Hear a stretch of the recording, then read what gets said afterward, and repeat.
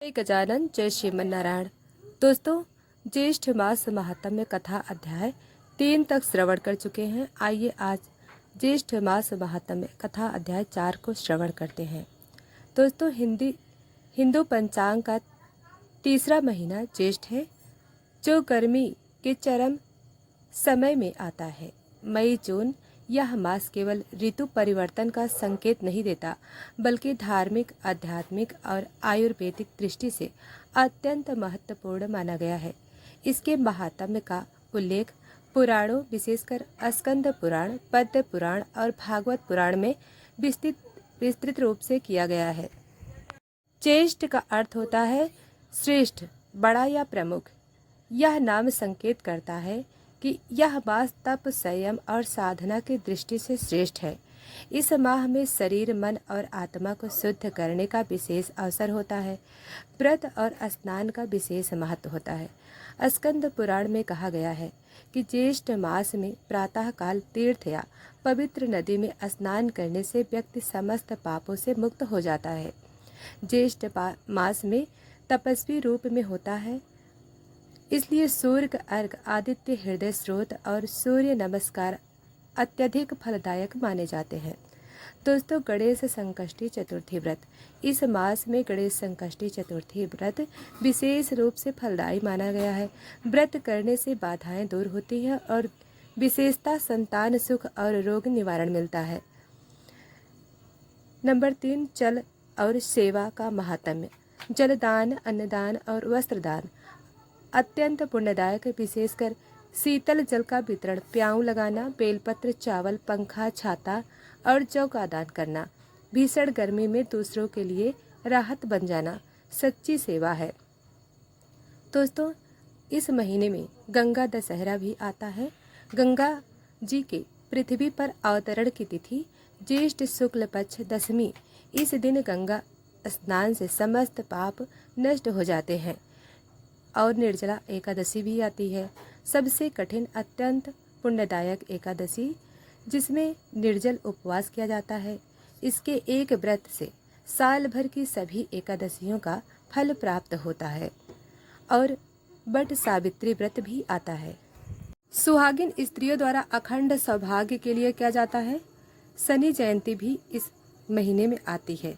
शनि देव का प्राकट्य दिवस विशेष रूप से न्याय और कर्म फल पर ध्यान देने का दिन होता है। यह मास शरीर की शक्ति कमजोर कर देता है, अतः हल्का, ताजा और जलयुक्त आहार लेने की सलाह दी जाती है।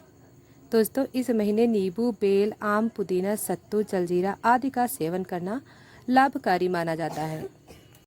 शरीर में जल तत्व की रक्षा करना आवश्यक होता है। यही कारण है कि जल से जुड़े दान से विशेष पुण्य कहा जा गया है। दोस्तों, ज्येष्ठ मास संयम, सेवा, सूर्य उपासना और शुद्धि का समय है। इस मास में किया गया हर पुण्य कर्म जैसे स्नान, दान, व्रत कई गुना फलदायी होता है। जो व्यक्ति इस महीने में पवित्र आचरण रखता है, वह जीवन की बाधाओं को शांत करके आंतरिक शक्ति प्रदान करता है। दोस्तों, आइए श्रवण करते हैं ज्येष्ठ मास की कथा। बहुत प्राचीन समय की बात है। विद्यापुर नामक नगर में एक राजा जयसेन राज्य करता था। वह बलशाली, धर्मनिष्ठ और प्रजावत्सल था, परंतु जीवन में वैराग्य का भाव जाग उठा। एक दिन उसने अपना राज्य पुत्र को सौंप दिया और वन की ओर चल पड़ा। उसने तय कर लिया कि अब वह जीवन तपस्या में ही बिताएगा। वन में एक गुफा के पास, जहाँ वह रहता था, एक कन्या मोहिनी प्रतिदिन पुष्प चुनने आती थी। वह कन्या बाल अवस्था से ही अत्यंत गंभीर, मौन व्रती और देवी की उपासिका थी। राजा ने जब उसे देखा तो चकित रह गया। एक छोटी बालिका इतनी साधना में लीन। कुछ दिन बाद राजा ने पूछ ही लिया, बेटी तू कौन है और यहाँ अकेले क्यों रहती है? मोहिनी बोली, मैं एक साधु की कन्या हूँ। मेरे पिता ने कहा था कि जब तक ज्येष्ठ माह में संकष्टी चतुर्थी का व्रत पूर्ण न कर लो, मैं किसी से बात न करूं। मेरे माता पिता तो कैलाश की यात्रा पर चले गए हैं। राजा ने उसकी श्रद्धा देख हर महीने उसे संकष्टी के दिन दूर्बा, मोदक, दीप और फूल लाकर देना शुरू किया। मोहिनी पूजा करती और मौन रहकर व्रत करती। ऐसे करते करते 4 संकष्टी चतुर्थी बीत गई और 5वीं संकष्टी की रात्रि कुछ अद्भुत हुआ। मोहिनी ने गणेश जी की पूजा पूरी की और जैसे ही चंद्र को अर्घ दिया, आकाश में तेज प्रकाश फैल गया। गणेश जी स्वयं प्रकट हुए और बोले, बेटी, तूने बाल्य अवस्था में ही जो संयम, मौन और श्रद्धा दिखाई, वह योगियों को भी दुर्लभ है। वर मांगो।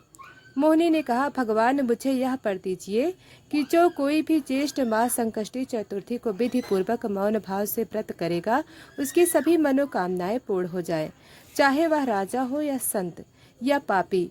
गणेश जी ने तथास्तु कहा और अंतर ध्यान हो गए। राजा जयसेन ने यह दृश्य देखा और उसकी आंखों से अश्रुधारा बह चली। उसे जीवन का असली उच्छेद ज्ञात हो गया, श्रद्धा और सेवा। इसके बाद राजा ने संकष्टी चतुर्थी व्रत को पूरे राज्य में फैलाया। हर घर में गणेश संकष्टी चतुर्थी व्रत आरंभ हो गया। राज्य में सुख शांति की वर्षा होने लगी।